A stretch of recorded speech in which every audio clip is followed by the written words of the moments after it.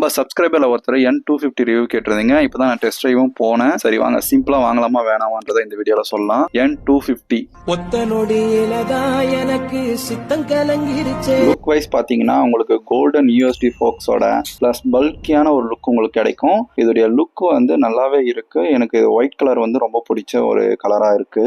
NS400Z வீடியோல நான் சொல்லியிருப்பேன். இதோட லுக் வந்து சப்ஜெக்டிவ். இதோடைய மைலேஜ் பாத்துக்கிட்டீங்க அப்படின்னா 35ன்றது ஆவரேஜா நீங்க மைலேஜ் வந்து எடுக்கலாம். பஜாஜ் இன்ஜின்னால பஜாஜோட ஸ்பேர் அவைலபிலிட்டியும் உங்களுக்கு ஈஸியாவே கிடைக்கும். அதோடைய பிரைஸ் ரேஞ்சஸும் உங்களுக்கு கம்மியாவே கிடைக்கும். அதுவே பெரிய பிளஸ்ஸா இருக்கு. இந்த சஸ்பென்ஷன் வந்து கொஞ்சம் ஹார்டா தான் இருக்கு, லைட்டா ஸ்டிஃபா தான் இருக்கு. நீங்க வந்து மறக்காம டெஸ்ட் ட்ரைவ் போய் பாருங்க. இதோடைய பெர்ஃபார்மன்ஸ் எப்படி இருக்குன்னு பாத்தீங்கன்னா நான் இந்த டெஸ்ட் ட்ரைவும் பண்ணி பார்த்தேன். உங்களுக்கு வந்து ஒரு 140க்கு மேல இதால போக முடியும். அதுக்கான கேப்பபிளான இன்ஜின் தான் இது. வைப்ரேஷன் வந்து N250ல இருக்கான்னு கேட்டீங்கன்னா ஆமா இருக்கு.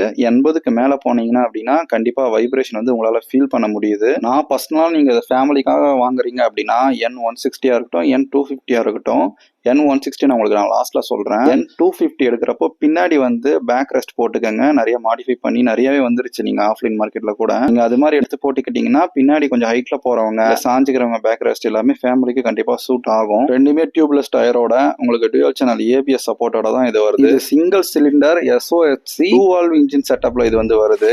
வெயிட் பாத்தீங்கன்னா 164 கிலோ வரும். அதே மாதிரி பார்க்கறதுக்கு கொஞ்சம் பல்கியா லுக்கும் இருக்கும் உங்களுக்கு. இது ஸ்போர்ட் மோடு, ரெயின் மோடுன்ற மாதிரி மோட்ஸும் கொடுத்துருக்காங்க.